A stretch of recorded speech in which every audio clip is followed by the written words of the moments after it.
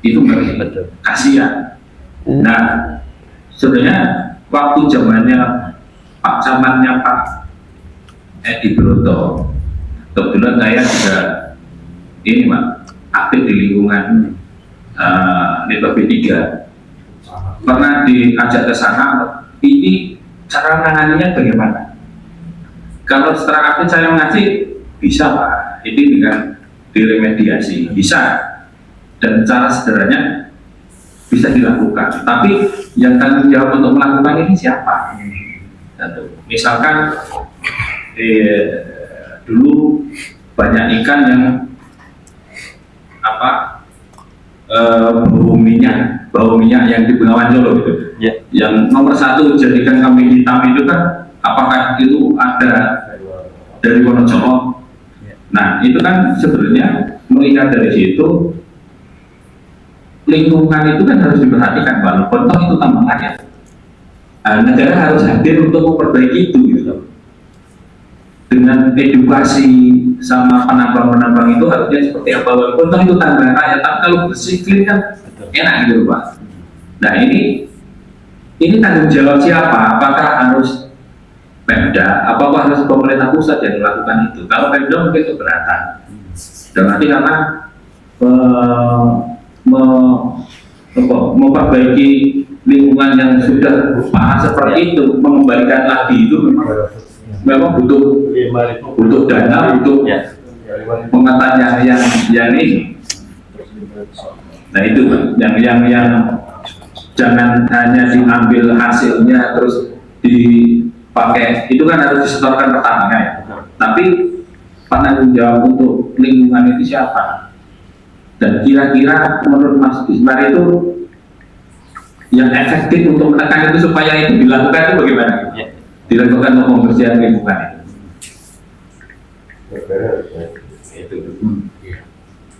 Iya Pak, siap. Terima kasih. Masih ada lagi? Cukup nih. Silakan Mas Bismar untuk ditanggapi lebih lanjut. Jadi satu hari-hari lah. Terima kasih, luar biasa tanggapannya. Yang pertama soal keterlibatan kontraktor lokal yang belum dibayar oleh. Jadi dalam konteks bisnis kan tadi ada namanya KKKS, kontraktor kontrak kerjasama. Ini adalah perusahaan yang berkontrak dengan SKK Migas. Inilah yang bertanggung jawab semuanya perusahaan ini. Kalau dia belum teku, berarti dia MCR, Pertamina dan PI. Dalam pelaksanaannya, mereka kan tidak mungkin sendiri. Mereka akan misalkan pengadaan rig menunjuk namanya kontraktor lagi atau subkonnya lagi, dan nanti subkonnya menunjuk subkonnya lagi sampai mungkin ring yang ke berapa. Nah, dalam konteks ini adalah antara KKKS dengan SKK Migas ini menggunakan hukum publik terkait dengan tanggung jawab kepada negara. Tetapi antara KKKS dengan kontraktor di bawahnya ini masih satu ring di bawahnya ini masih bisa mempengaruhi tagihan kepada tanda kutip persetujuan KKKS ke SKK Migas. Jadi misalkan ada kontraktor di bawah KKKS yang tidak dibayar, maka itu akan mempengaruhi performa dari KKKS tersebut. Dan itu SKK Migas sering mendapatkan masukan-masukan itu. Tapi kalau di bawahnya lagi itu yang memang kadang-kadang tidak terjangkau oleh SKK Migas, itu satu. Yang kedua, itu sudah ranah B2B, business to business. Karena dasarnya itu tadi adalah sudah menunjukkan tender dan berkontrak antara perusahaan dengan perusahaan. Artinya dalam hal ini yang terjadi adalah permasalahan sengketa perdata. Perdata itu ada dua. Kalau tidak buat investasi yang namanya ingkar janji atau tidak dipenuhinya kewajiban, ya PMH, perbuatan melawan hukum. Nah, oleh karena itu Pak, nanti kita akan lihat kalau permasalahannya itu apakah terkait dengan apanya, buktinya, kasus posisinya dan buktinya sepanjang nanti kami memungkinkan itu bisa. Ranking itu kan tadi dikatakan banget dengan kata sama dengan kata. Dan memang ranking sempat bermasalah tanda kutip. Ranking itu sejarahnya kan begini. Ranking itu kan menjadi kontraktor atau subkon utama dari Pertamina dan beberapa perusahaan migas. Dan suatu ketika ranking itu mau diakuisisi oleh Pertamina, tapi dari due diligence yang ternyata tidak memenuhi syarat tanda kutip. Bagi Pertamina nggak menguntungkan beli ranking. Akhirnya sampai hari ini ranking kan masih eksis, tidak diambil alih oleh Pertamina dan hanya tetap menjadi istilahnya mitranya Pertamina. Tapi skalanya hanya kecil-kecil. Untuk besar dia nggak mampu. Contoh misalnya, pembangunan kilang Balikpapan itu ranking juga. Tapi ranking itu tidak memenuhi syarat. Oleh karena itu tetap ranking, tapi ranking harus ganti kontraktor besar dari luar negeri untuk memenuhi kualifikasi kualifikasi yang dipenuhi Pertamina di Balikpapan. Artinya pekerjaan tertentu masih dilakukan ranking tapi dengan skala terbatas. Tetapi jangan heran Pak, BUMN susah bayar di mana-mana. Apalagi yang karya.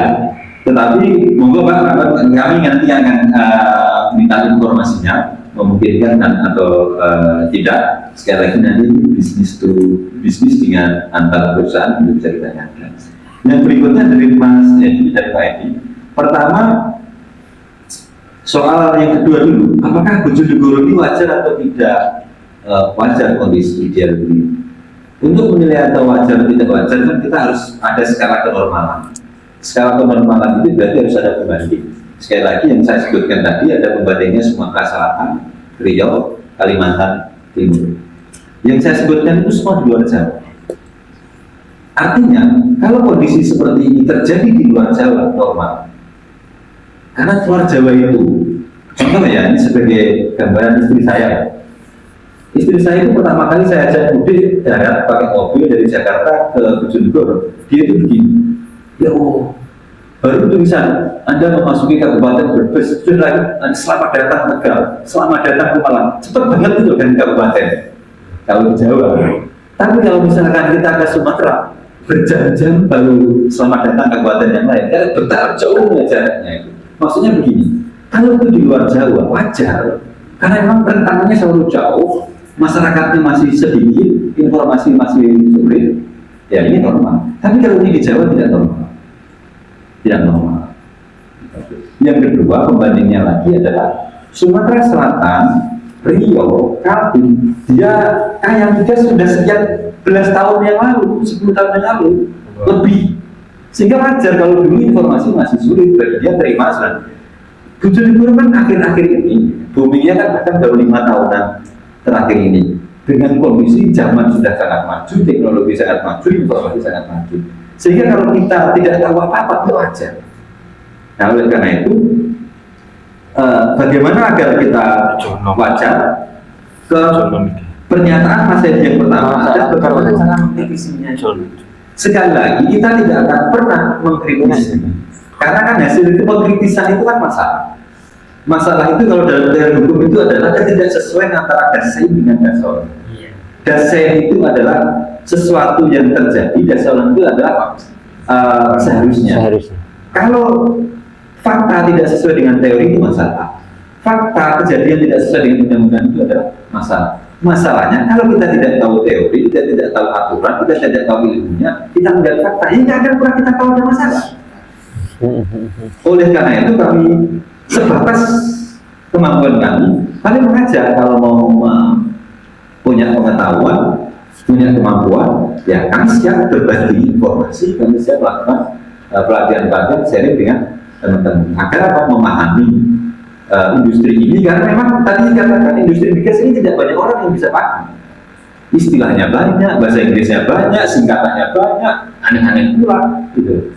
Kalau orang lain nggak paham nggak apa-apa, tapi kalau orang Bojonegoro nggak paham, apalagi aktivis, apalagi tokoh, apalagi organisasi, ya jangan, ya sedikit-sedikit ngerti lah agar dia ngomong nyambung, yang itu bisa mengkritisi. Oleh karena itu kami sangat senang kalau bisa berbagi dengan teman-teman untuk mengkritisi dan bagaimana mengetahui dan membuat kemampuan. Seperti rencana, ayo Mas Edi kita buat pelatihan, misalkan pendamping desa paham migas, saya itu misalkan kepada teman-teman saya. Solusi bagaimana kalau minyak habis? Habis atau tidak habis, sekarang itu ada yang namanya transisi energi. Transisi energi itu adalah perpindahan energi fosil ke energi terbarukan. Yang targetnya pada tahun 2060 itu net zero emission. Net zero emission itu adalah berarti sudah emisinya rendah karbon. Bahkan sebelum 2060 bisa jadi sudah habis kok. Coba pakai ini. Coba pakai ini. Ganti nih.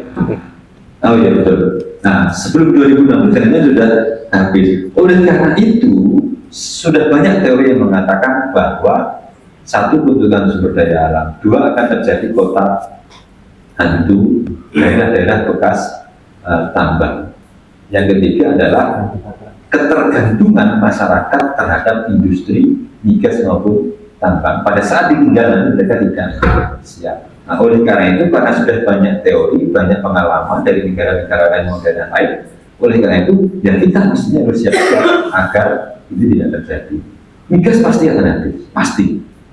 Nah, oleh karena itu, bagaimana migas ini sebenarnya menjadi modal pembangunan, modal perekonomian, dan modal sosial. Tetapi kalau migas ini tidak menjadi modal, bahkan migas ini akan merusak.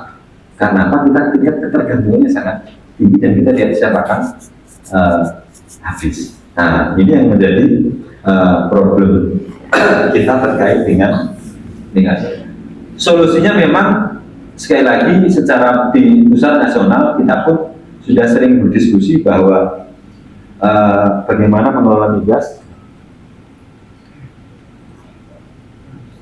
bagaimana mengelola migas dengan green energy. Sekarang itu ada namanya teknologi CCS maupun CCUS, carbon itu rokokan kayaknya, rokok SKT. Ini umur sekali. CCS itu carbon capture storage, CCUS itu carbon capture utilization storage. Maksudnya begini, migas itu menimbulkan karbon, menimbulkan emisi, menimbulkan dampak lingkungan yang luar biasa. Dengan teknologi itu, maka karbon itu bisa ditangkap, tapi itu biayanya mahal. Jadi sebenarnya tiap hari ini kita mendapatkan emisi dan karbon yang itu merusak kita sendiri. Nah, dengan teknologi itu sebenarnya bisa dilakukan. Nah, oleh karena itu salah satu solusinya adalah ya memang migas oke silahkan jalan, tetapi tetap faktor lingkungan menjadi yang harus diperhatikan. Lingkungan ada dua, lingkungan hidup dan lingkungan sosial. Tadi itu yang benar sekalian pertanyaan tentang lingkungan. Dan kalau dibandingkan dengan tambang mineral, migas itu jauh lebih bagus. Kita bersumber di situ. Palu, Sulawesi Tenggara, Maluku, NTB itu ada daerah-daerah penghasil tambang mineral dan batu bara. Kalimantan Selatan, Kalimantan Timur. Kerusakannya luar biasa parah. Tetapi kalau migas, mestinya tidak. Karena industri migas itu begini Bapak Ibu semua, gampangnya begini ya. Kalau tambang mineral itu kan tanah dikeruk, terbuka, diambil. Itu kalau yang terbuka.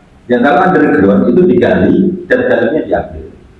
Tetapi kalau migas itu begini, dibor, ya kan?